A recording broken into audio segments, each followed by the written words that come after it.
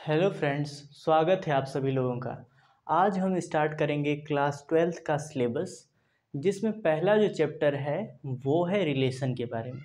तो ये क्लास एकदम बेसिक लेवल से होगी कि यदि आप कुछ भी नहीं जानते हैं तो भी आपको ये चैप्टर आसानी से समझ में आ जाएगा। ठीक, तो एकदम बेसिक लेवल पर स्टार्ट करेंगे, चीज़ों को एकदम आसानी से समझेंगे और एक एक करके आपको सभी चीज़ों के बारे में अच्छी जानकारी हो जाएगी। तो आइए स्टार्ट करते हैं। तो रिलेशन चैप्टर को समझने के लिए आपको सबसे पहले समुच्चय के बारे में पता होना चाहिए। ठीक, यानी समुच्चय की बेसिक इन्फॉर्मेशन होनी चाहिए। आइए देखते हैं समुच्चय क्या होता है। तो समुच्चय कहा जाता है कि जब हम कुछ ऐसी वस्तुओं को इकट्ठा करें जिनमें कुछ न कुछ गुण कॉमन हो, तो उन सभी चीज़ों का जो समूह होगा उसे हम सेट कहेंगे। क्या कहा गया कि हम कुछ ऐसी वस्तुओं को इकट्ठा करें जिनमें कम से कम एक गुण कॉमन हो, तो उन सभी चीज़ों का जो समूह होगा उसे हम सेट कहेंगे। कहने का मतलब, जैसे एक टोकरी है, एक टोकरी में हमने आम रखा, अमरूद रखा, केला रखा, अंगूर रखा, सेब रखा, ये सारी चीज़ें हमने रख दी। अब ये जो टोकरी है, उस टोकरी में बहुत सारी चीज़ें रखी हुई हैं, परंतु उन सब में एक चीज़ कॉमन है। क्या कॉमन है? कि वो सभी के सभी फ्रूट्स हैं, वो सभी के सभी फल हैं। तो कहा गया है कि ऐसी कोई भी वस्तु का यदि आप संग्रह करते हैं तो उसे हम सेट कहेंगे।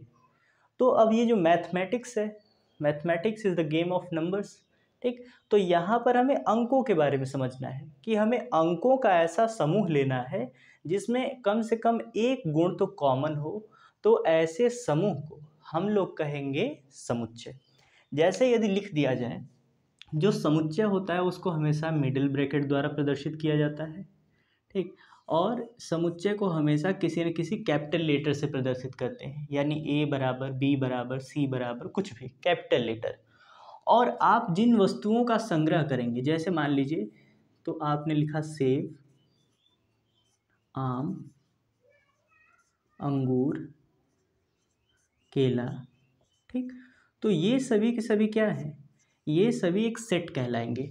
तो जो सेट होता है उसे कैपिटल लेटर द्वारा प्रदर्शित किया जाता है, उसे मिडिल ब्रैकेट के अंदर रखा जाता है, और जितने भी अवयव होते हैं उन सबको आप कॉमा लगाकर लिखेंगे। ठीक, तो ये होता है एक सेट को रिप्रेजेंट करने का तरीका। यदि अब आपसे कह दिया जाए कि बी बराबर एक सेट है, 2, 4, 8, 10, 12, 14, तो बताइए क्या यह एक सेट है या नहीं है? तो आप कहेंगे कि हाँ, ये एक सेट है। क्यों सेट है? क्योंकि इन सब में एक कॉमन प्रॉपर्टी ये है कि ये सभी की सभी विषम संख्या है, सभी की सभी सम संख्याएं हैं। ठीक, तो ये जो सेट आपको दिखाई दे रहा है सामने, ये इतने सारे डिजिट लिखे गए हैं पर इनमें एक गुण कॉमन है कि ये सभी के सभी क्या हैं? ये सभी के सभी एक सम संख्याएं हैं। उसी तरह यदि आपको दे दे सी बराबर 1, 3, 5, 7, 9। ठीक, तो यदि पूछे कि क्या बताइए यह एक सेट है कि नहीं है, तो आप कहेंगे हाँ ये सेट है। किस चीज़ का सेट है? यह विषम संख्याओं का समूह है। ठीक, कि इसके अंदर जितने भी डिजिट लिखे गए हैं वो सभी के सभी क्या हैं? विषम संख्याएं हैं। अगर आपको दे दिया जाए डी बराबर 1, 17, 24, 56, 100, तो बताइए यह एक सेट है कि नहीं है? तो आप कहेंगे कि यह एक सेट नहीं है, क्योंकि इसके अंदर जो नंबर्स लिखे गए हैं इसमें कोई भी गुण आपको कॉमन दिखाई नहीं देगा। कॉमन ना दिखाई देने का मतलब, यानी 24 को कहेंगे आप सम संख्या, तो एक सम संख्या है नहीं। कहेंगे 17 विषम संख्या है, तो बाकी ये दोनों तो सम संख्या हो गई। अगर कहेंगे ये अभाज्य है, ये अभाज्य है, परंतु ये तो भाज्य संख्या हो गई। ठीक, तो इस प्रकार इनके सभी अंकों में कोई भी एक ऐसी प्रॉपर्टी नहीं मिली जो कि सभी में व्याप्त हो, तो इसलिए इसे सेट नहीं कहा जाएगा। तो सेट की परिभाषा क्या है? सेट किसे कहेंगे? समुच्चय किसे कहेंगे? यानी सुपरिभाषित वस्तुओं का ऐसा समूह जिसमें कम से कम एक गुण कॉमन हो, उसे हम सेट कहेंगे। Set is the collection of object which have at least one common property. That group of numbers or object is known as set. तो उम्मीद करते हैं कि आपको समुच्चय के बारे में समझ में आ गया होगा कि समुच्चय किसे कहेंगे, समुच्चय किसे नहीं कहेंगे। यानी कोई भी नंबर्स का ग्रुप ले लें, यदि उन सब में कोई एक कॉमन प्रॉपर्टी है तो उसे हम कहेंगे कि वो सेट है। अगर उन सब में कॉमन प्रॉपर्टी नहीं दिख रही है, सबके पास अलग अलग प्रॉपर्टी है, तो वो जो ग्रुप ऑफ यानी आपका जो कलेक्शन है, जो आपने संग्रह किया है, उसे हम सेट नहीं कहेंगे। तो ये बात क्लियर हो गई। अब आगे आइए, समुच्चय से अब धीरे धीरे बढ़ते हैं संबंध की ओर। ठीक, तो आप देखते होंगे व्यवहारिक जीवन में भी कि यदि रिलेशन बनाना है तो कम से कम कितने लोग चाहिए? कम से कम तो 2 लोग चाहिए ही। ठीक, जैसे माता पिता, जैसे कि मान लीजिए पिता और पुत्र का संबंध है तो 2 व्यक्ति हैं, एक व्यक्ति जो कि फादर होगा और एक व्यक्ति है जो कि सन होगा। जैसे मदर हो गया और सन हो गया तो यहाँ पर भी 2 लोग चाहिए। फादर हो गया, डॉटर हो गया तो यहाँ पर भी 2 लोग चाहिए। ठीक, तो यानी रिलेशन यदि आपको बनाना है तो कम से कम 2 लोग चाहिए।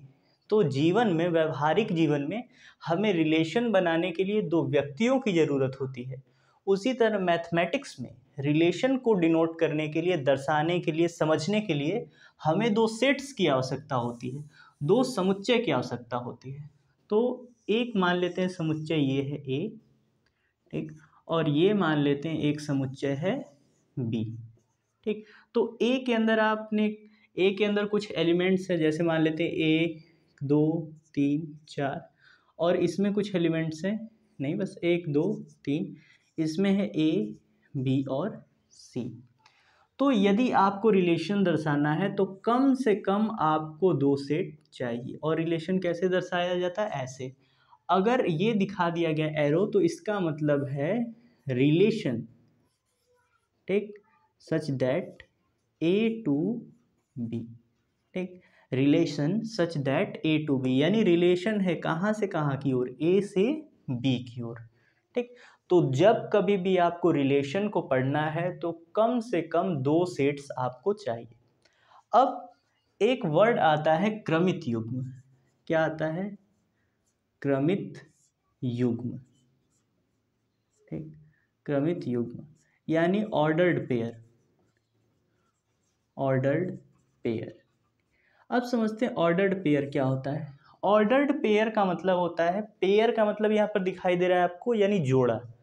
यानी हम कोई एक सेट ए है, एक सेट बी है, सेट ए में से कोई एक अवयव उठा लेते हैं, मान लेते हैं 2, और सेट बी में से कोई एक अवयव उठा लेते हैं सी। तो इन दोनों को जब साथ में लिख दिया जाए तो इसी को कहा जाएगा ऑर्डर्ड पेयर। कि यानी एक समुच्चय ए से और एक समुच्चय बी से अवयव को निकालकर साथ में रख दिया जाए तो ये जो आपको जोड़ा दिखाई दे रहा है, इसी को हम कहेंगे क्रमित युग्म। और क्रमित युग्म में A comma B is not equal to B comma A. कहने का मतलब है कि यदि आपने इसे ए कॉमा बी लिखा है तो बी कॉमा ए इसके इक्वल नहीं होगा। अब बात को ऐसे भी समझ सकते हैं कि यहाँ पर कहने का मतलब है कि जो बी है वो रिलेट है किससे? सी से रिलेटेड है। अब यदि कह दिया जाए सी कॉमा ए, तो सी कॉमा 2 का मतलब है कि ये जो पहला एलिमेंट होगा वो सेट ए का होगा और जो दूसरा एलिमेंट है वो सेट बी का होगा, जो कि इसमें उपस्थित नहीं है। तो कभी भी ए कॉमा बी कॉमा सी के बराबर नहीं हो सकता।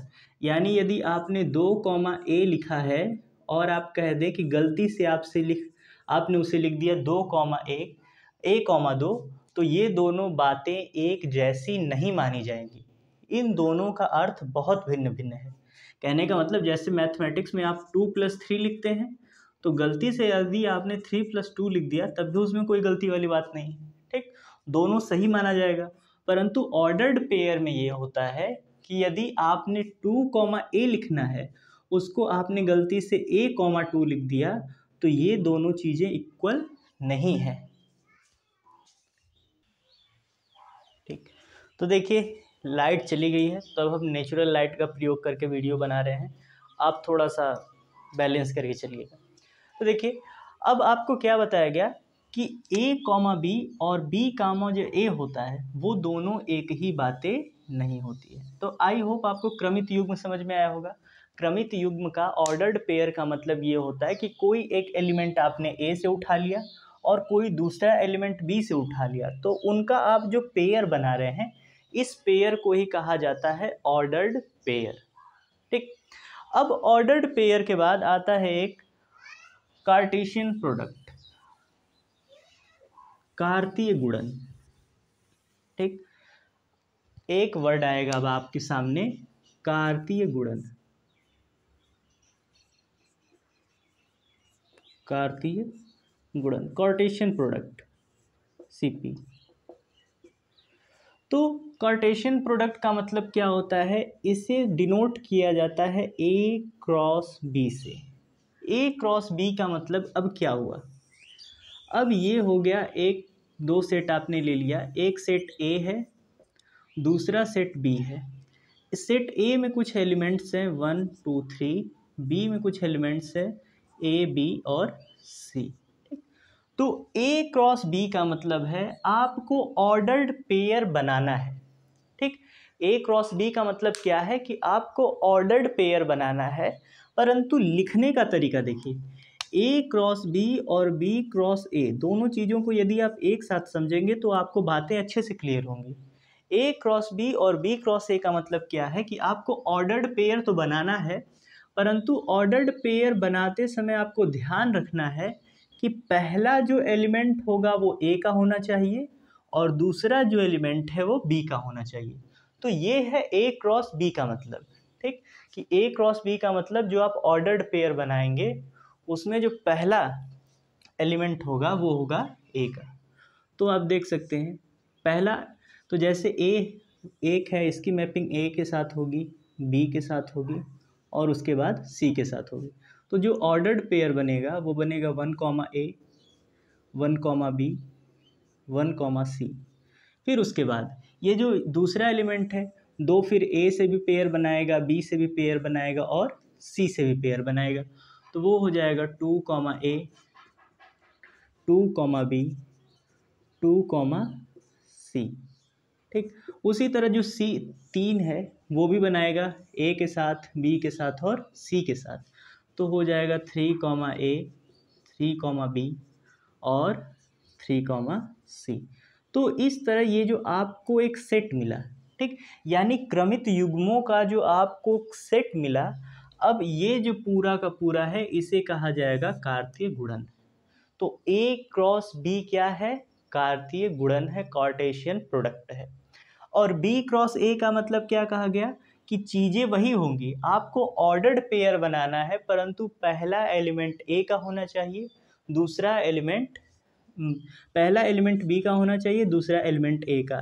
मतलब इसमें आ जाएगा पहले ए की मैपिंग करेंगे तो ए 1 से भी जुड़ेगा, 2 से भी जुड़ेगा, 3 से भी जुड़ेगा। फिर जो बी है बी 1 से जुड़ेगा, बी 2 से जुड़ेगा, बी 3 से जुड़ेगा। फिर जो सी है वो 1 से जुड़ेगा, सी 2 से जुड़ेगा और जो सी है वो 3 से जुड़ेगा। तो आई होप आपको क्रमिक कार्तीय गुणन का मतलब भी समझ में आया होगा। ऑर्डर्ड पेयर का मतलब क्या है कि कोई भी एक एलिमेंट ए का उठाइए, कोई दूसरा एलिमेंट बी का उठाइए, दोनों को एक साथ लिख देंगे तो उसे कहा जाता है ऑर्डर्ड पेयर। और कार्टेशियन प्रोडक्ट का मतलब होता है कि आपको हर एक अवयव उठाकर दूसरे सेट के जितने अवयव हैं उन सब से मैपिंग करनी है। मैपिंग का मतलब एक जोड़ा बनाना है और उन जोड़ों का जो ये आपको समुच्चय दिखाई दे रहा है इसी समुच्चय को कहा जाएगा कार्तीय गुणन। ठीक, यानी आपको करना क्या है कि आपको बनाना है क्रमित युग्म। क्रमित युग्म का मतलब एक जोड़ा ए से, एक अवयव ए से लीजिए, दूसरा अवयव बी से लीजिए। तो ए के इस अवयव का इसके साथ बनाइए, इसका इसके साथ बनाइए, इसका इसके साथ बनाइए, जितने संभव हो सके। तो आपने बना लिया, तो उनका जो सेट यानी जो समूह तैयार हो रहा है इसी को कहा जाएगा कार्तीय गुणन, कार्टेशियन प्रोडक्ट। परंतु याद रखिए कि A cross B is never be equal to the B cross A, यानी A cross B B cross A के बराबर नहीं हो सकता, क्योंकि ए क्रॉस बी का मतलब है पहला एलिमेंट ए का होगा, दूसरा एलिमेंट बी का होगा। और बी क्रॉस ए का मतलब है पहला एलिमेंट बी का होगा और दूसरा एलिमेंट ए का होगा। तो आई होप कि आपको अब समझ में आ गया होगा कि कार्तीय गुणन क्या है। अब कार्तीय गुणन जब आपको समझ में आ गया तो अब आपको समझना है समुच्चय। अरे समुच्चय कह रहे हैं संबंध, ठीक। संबंध कुछ नहीं होता है, संबंध कार्तीय गुणन ही होता है, ठीक। यानी दूसरे लैंग्वेज में कहा जाए तो कार्तीय गुणन को ही संबंध कहा जाता है। यानी जब एक अवयव दूसरे अवयव के साथ जुड़ रहा है, तो जब दो चीज़ें आपस में जुड़ती हैं तो उनके बीच कोई ना कोई रिलेशन बनता है। तो ये जो आप इनका पेयर बना रहे हैं, ये एक प्रकार से क्या है, रिलेशन ही है, ठीक। तो इसका मतलब ये है कि आप जो पेयरिंग कर रहे हैं, जो आप क्रमित युग्म तैयार कर रहे हैं, यही संबंध है। और जो संबंध है, देखिए आप क्या कह सकते हैं, relation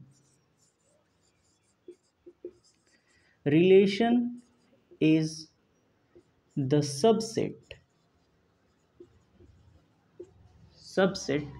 are proper subset of A cross B, ठीक। यानी जो रिलेशन है वो A क्रॉस B का सबसेट होगा या प्रॉपर सबसेट होगा। कहने का मतलब है आप ये जो मैपिंग दिखा रहे हैं, आपने मैपिंग दिखा दिया। दिखाने का मतलब आपसे कहा गया कि एक समुच्चय A है, एक समुच्चय B है, आप उसका निकालिए कार्तीय गुणन। तो आपने कार्तीय गुणन निकाल दिया। तो ये सभी की सभी चीज़ें जो हैं यह एक संबंध ही है, ठीक। या आपको कुछ यूनिक संबंध पूछ सकता है।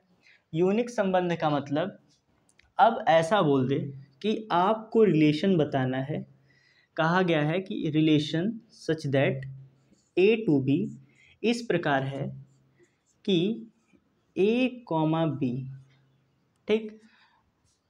A कॉमा B नहीं, A belongs to 1 and B belongs to C, ठीक। And A comma B also belongs to set A and set B, ठीक। ये आपको क्वेश्चन दिया गया है कि एक संबंध A से B में आपको ज्ञात करना है। तो आप जब A से B में ज्ञात करेंगे तो आपको क्रमित युग्म मिलेगा। उसमें कहा गया कि आप ऐसे क्रमित युग्म बताइए जिसमें जो A है वो 1 होना चाहिए और जो B है वो किसके बराबर होना चाहिए, C के बराबर होना चाहिए। तो ऐसा कौन सा, यानी आपको इतने सारे संबंध पता है, A क्रॉस B करने के बाद जितने भी आपको ऑर्डर्ड पेयर मिलते हैं वो सभी के सभी एक रिलेशन ही है। मगर उनमें से कुछ को पूछा जाएगा तो वो सबसेट हो जाएगा, पूरे के पूरे को पूछ दिया जाए तो प्रॉपर सबसेट हो जाएगा। सबसेट का मतलब क्या होता है, सेट का मतलब है कि एक कोई आपको समुच्चय दिया गया हो, उसमें 10 चीज़ें रखी गई हैं, ठीक। और इसी में से आप 5 चीज़ें निकाल करके एक दूसरी चीज़ बता रहे हैं, ठीक। जैसे कि यदि फल रखे गए हैं तो कुछ फल ऐसे होते हैं जिनमें बीज होती है, कुछ फल ऐसे होते हैं जिनमें बीज नहीं होती है। तो 10 फल को एक साथ रखा गया है तो आप उसे क्या कहेंगे कि वो एक समुच्चय है। परंतु उसमें से आपने 5 ऐसे फल निकाले जिसमें बीज नहीं है, ठीक। बीज नहीं है तो ऐसे फल को आपने फिर से अलग रूप से दिखा दिया और कहा कि यह भी एक समुच्चय है। तो वास्तव में वो तो इस समुच्चय होगा ही, मगर ये समुच्चय किससे बना है, ये समुच्चय बना है समुच्चय A से। इसलिए कहा जाएगा कि जो B है वो सबसेट है, यानी उप समुच्चय है। यानी दी गई बड़ी चीज़ों में से हम कुछ चीज़ों को छांट कर निकाल दें और उससे एक समुच्चय दर्शाएं तो उस समुच्चय को कहा जाएगा सबसेट। अब एक दूसरा एग्जाम्पल लीजिए, तब आपको सबसेट वाली चीज़ अच्छे से समझ में आएगी। ये वाला अभी रहने दीजिए, ठीक। तो लेते हैं एक नया उदाहरण। नए उदाहरण में कहा गया है कि एक समुच्चय दिया गया है, आपको एक सेट दिया गया है ए और एक सेट दिया गया है बी। ठीक, इसमें कुछ अवयव हैं, 1 है, 2 है, 3 है, इसमें 1 है, 4 है, 5 है। ठीक, अब आपको कहा गया है कि आपको रिलेशन फाइंड करना है, रिलेशन ज्ञात करना है। रिलेशन किसमें? ए टू बी, यानी ए से बी में होना चाहिए, जिसमें ए कॉमा बी, ठीक, ए कॉमा बी जो है में A belongs to set A belongs to set A and B, नहीं ऐसे नहीं, A comma B belongs to, ठीक, ए स्क्वायर। ठीक, देखिए अब ये चीज़ आपको लिख दी गई कि आपको एक ऐसा रिलेशन ज्ञात करना है जिसमें ए कॉमा बी जो हो ए स्क्वायर के बराबर हो। जो मैथमेटिक्स होती है वो खेल होता है शब्दों का और चिन्हों का, कि आप जो नोटेशंस दिए गए हैं, जो चिन्ह बनाए गए हैं, उसे आप कैसे पढ़ते हैं, और जो सिंबल्स का प्रयोग किया गया है आप उसका यूज़ कैसे कर पाते हैं। अगर ये चीज़ें आप बेहतर ढंग से जानते हैं तो इसका मतलब आप मैथमेटिक्स की थोड़ी बहुत अच्छी जानकारी रखते हैं। ठीक, यानी बहुत चीज़ें जान पाएंगे आप। तो इसमें कहा गया है आपको रिलेशन एक ज्ञात करना है ए टू बी, जिसमें ए कॉमा बी जब भी लिखा जाएगा तो इसका मतलब ये क्रमित युग्म की बात कर रहा है। जहाँ पर भी ए कॉमा बी लिखा जाएगा कहेगा कि क्रमित युग्म के बारे में है। ये क्रमित युग्म इस प्रकार हैं कि ये जो ए है वो तो ए ही रहेगा, मगर जो बी है वो ए के स्क्वायर के बराबर होना चाहिए। तो हमको ये बताया गया है कि जो रिलेशन होता है वो कुछ और नहीं होता है, वो कार्टेशियन प्रोडक्ट यानी कार्तीय गुणन ही होता है, यानी कार्तीय गुणन ही रिलेशन होता है। यह भी आपको ये बताया गया। तो आप पहले एक काम कीजिए कि आप निकालिए कार्टेशियन प्रोडक्ट, यानी A cross B. A cross B निकालेंगे तो पहला अवयव ए का होना चाहिए, दूसरा बी का। तो एक के साथ जुड़ेगा तो 1,1, फिर एक 4 से जुड़ेगा, फिर एक 5 से जुड़ेगा, फिर जो 2 है, अब 2 को 1 से जोड़ेंगे, 2 को 4 से जोड़ेंगे, 2 को 5 से जोड़ेंगे। ठीक, उसके बाद बचा 3, तो 3 को आप 1 से जोड़ेंगे, 3 को 4 से जोड़ेंगे और 3 को 5 से जोड़ेंगे। तो ये बन गया आपका कार्तीय गुणन। अब कहा गया कि ये सभी के सभी क्या हैं? रिलेशन ही हैं, परंतु अब इसमें से कुछ को छांट कर पूछा जाएगा। सभी के सभी क्या हैं? वास्तव में जब आप मैपिंग कर रहे हैं, एक एलिमेंट दूसरे एलिमेंट से जुड़ा तो उसका किसी न किसी प्रकार से कोई ना कोई रिलेशन बन गया। कैसा? जैसा इसका रिलेशन आप क्या कह सकते हैं कि इसे लिख सकते हैं ए कॉमा ए स्क्वायर, कि पहला प्रोडक्ट ए है, दूसरा ए स्क्वायर के बराबर है। इसको ए कॉमा ए भी लिख सकते हैं कि पहला 1 है तो दूसरा भी 1 है। इसको आप लिख सकते हैं, अब 2,4 बनेगा तो इसको आप लिख सकते हैं a इंटू 4a। यदि पहला अवयव 1 रखेंगे तो दूसरा 4 मिलेगा। यानी बहुत सारे प्रॉपर्टीज़ हो जाएंगी। जैसे ही आप दो एलिमेंट की मैपिंग करते हैं, एक अवयव को दूसरे अवयव के साथ जोड़ते हैं, उसका क्रमित युग्म बनाते हैं, तो वह उसके साथ एक संबंध बना लेता है कि एक 1 है, एक 4 है। इसका मतलब ये जो है इससे 4 गुना छोटा है। या आप कह सकते हैं कि इस संख्या का वर्ग करने पर, ठीक, इस संख्या के वर्ग और इस संख्या के वर्ग में कितने का अंतर है? 16 का अंतर है। इस तरह भी बोल सकते हैं। यानी बहुत सारे रिलेशंस बन जाते हैं। तो ए क्रॉस बी आपने किया तो सबसे पहले आपको इतने सारे एलिमेंट्स मिले। अब आपको कहा गया कि रिलेशन बताना है। रिलेशन में आपको क्या करना है कि पहला अवयव और दूसरा अवयव कैसा होना चाहिए। कहा गया है कि आप पहला अवयव लीजिए और दूसरा अवयव ऐसा होना चाहिए कि वो पहले वाले अवयव के वर्ग के बराबर हो। ठीक, यानी ए तो ए ही होना चाहिए। ये ए का मतलब पहला अवयव है, ये बी का मतलब दूसरा अवयव। तो यहाँ पर देखिए ए बराबर ए कहा गया है। कहा गया है कि जो पहला अवयव है वो आप कुछ भी ले लीजिए, ए का मतलब कुछ भी लीजिए, परंतु कहा गया जो बी लेंगे उस बी की प्रॉपर्टी ये होनी चाहिए कि ये पहले वाले अवयव के वर्ग के बराबर हो।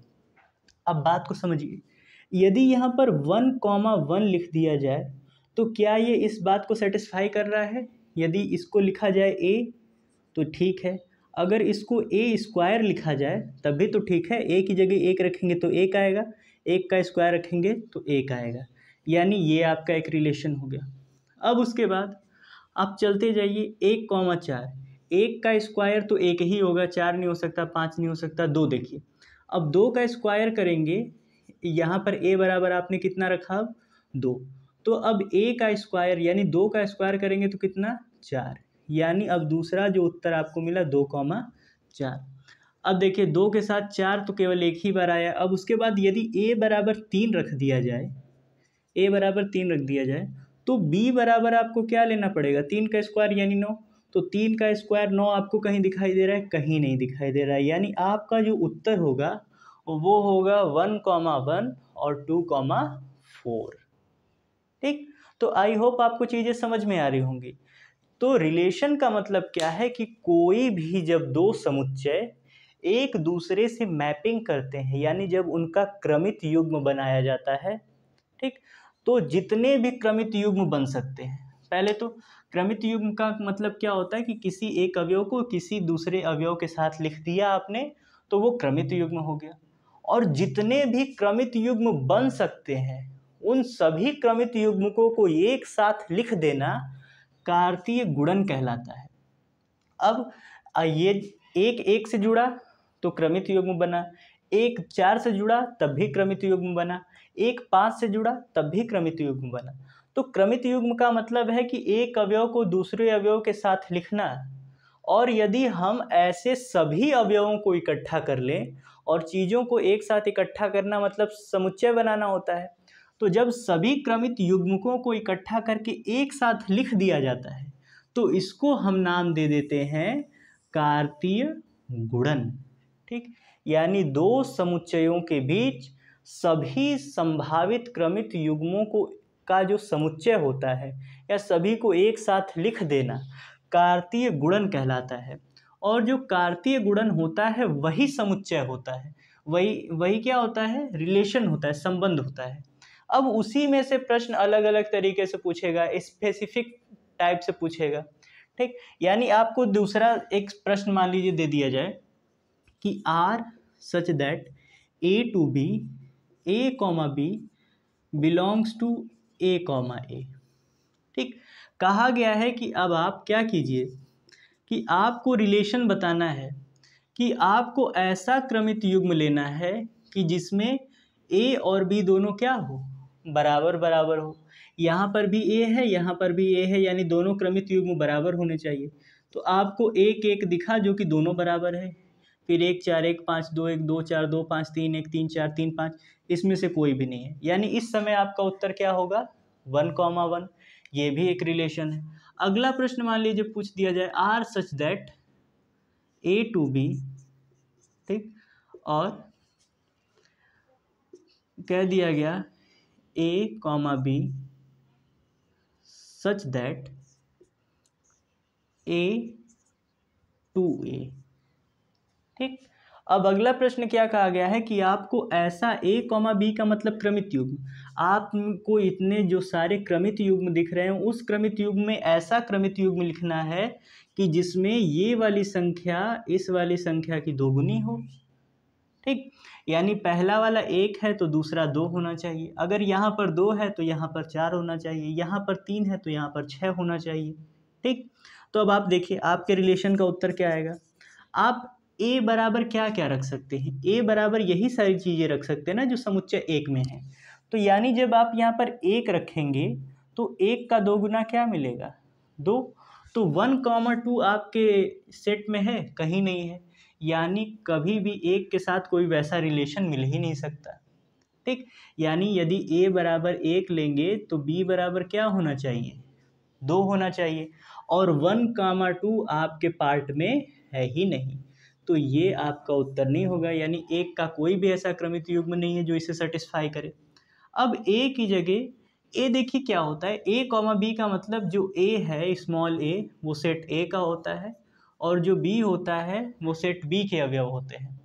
ठीक, अब कहा गया है कि 2 रख कर देखिए, तो जब यहाँ पर 2 रखेंगे तो 2 का 2 गुना 4। क्या ऐसा कोई ऑर्डर्ड पेयर आपके पास है? तो हाँ, एक ऑर्डर्ड पेयर है 2,4। अब उसके बाद अब आप ए की जगह और क्या रख सकते हैं? ए तो आपने रख कर देख लिया, 2 भी रख लिया, 3 रखेंगे तो 3 का 2 गुना 6। तो क्या आपके पास 3 और 6 का कोई पेयर है? नहीं है। तो इस समय आपका उत्तर क्या हो जाएगा? 2,4। तो ये हो गया रिलेशन। रिलेशन का मतलब क्या कहा गया?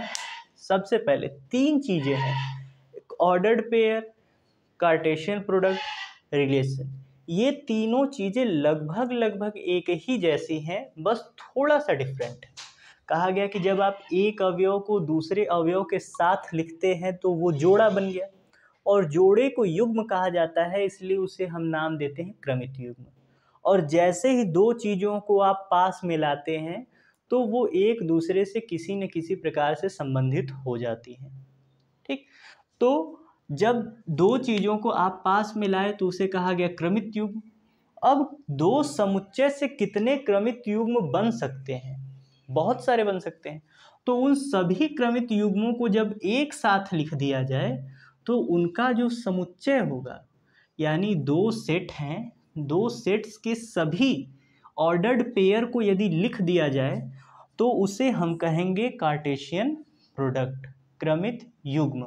और जो क्रमित युग्म होता है वही संबंध होता है। अब उसमें से कुछ यूनिक प्रकार के संबंध आपसे पूछे जाएंगे, जैसे कहा जाएगा कि ऐसा क्रमित युग्म खोज कर बताओ जिसमें यहाँ पर 1 हो तो यहाँ पर 4 हो। तो ऐसा है आपके पास? तो है, तो आप कह देंगे कि ये वाला उत्तर होगा। तो आई होप आपको ये चीज़ें समझ में आई होंगी।